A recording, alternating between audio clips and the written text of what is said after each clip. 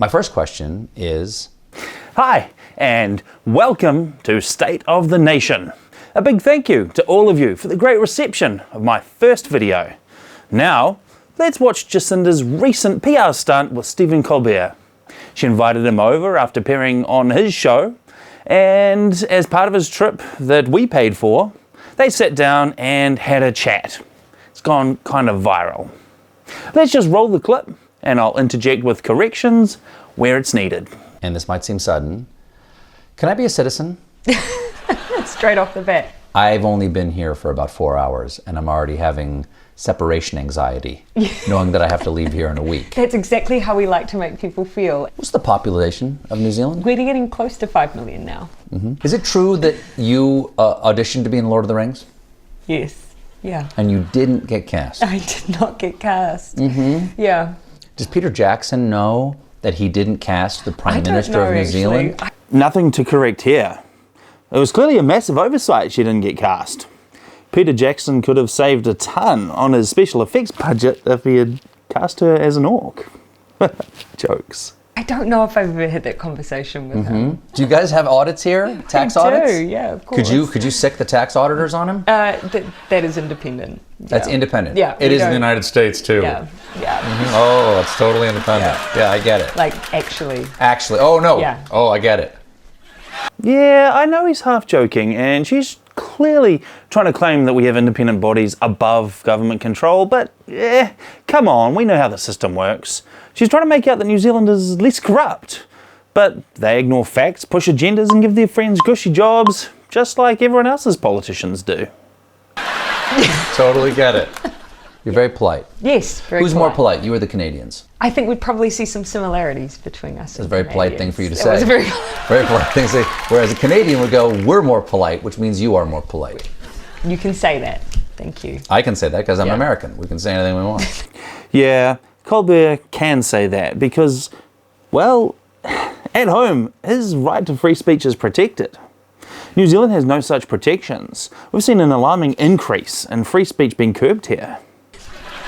What are you more proud of? The fact that New Zealand was the first country to give all women the vote, or the fact that there are no snakes here? Women the vote, but we do really underplay the snakes. I'm sorry. Yeah.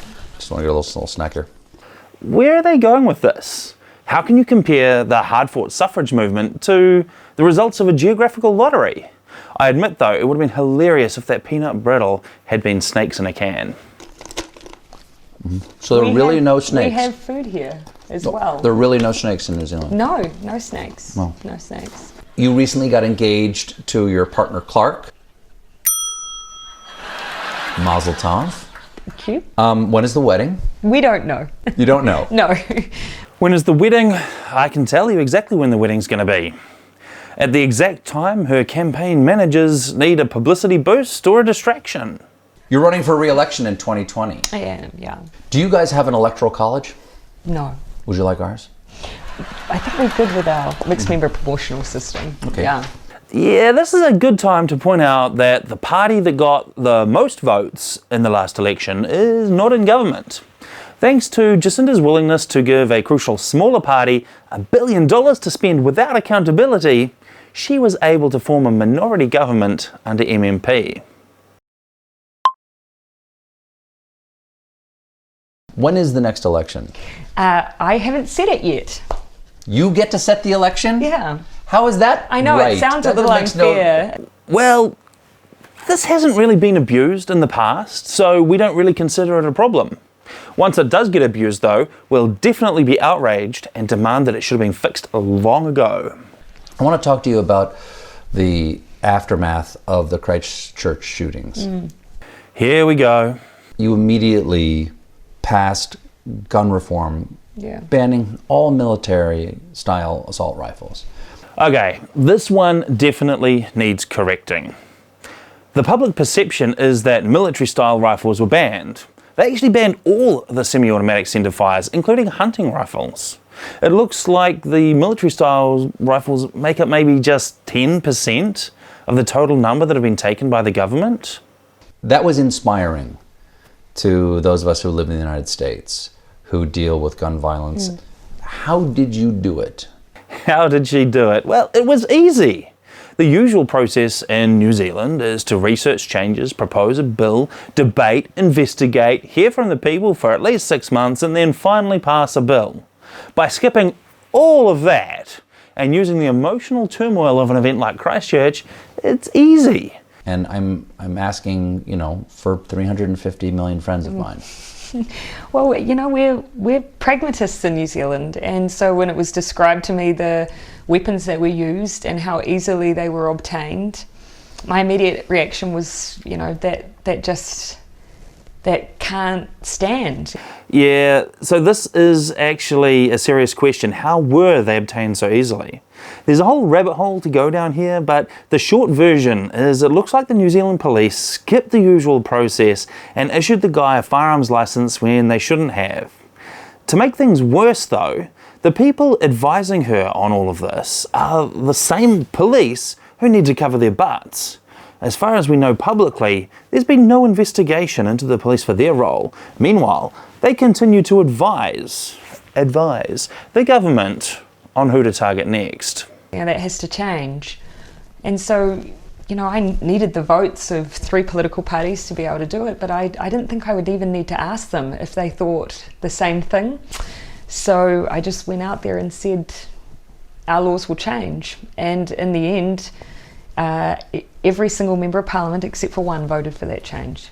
But here's the kicker. That one guy isn't even pro-gun. He was the only one to stand up and say that rushing through new laws in a matter of days is a bad idea. Think of the precedent that sets. Any New Zealand government now has precedent to skip the due process and have new laws in a week for whatever they wish.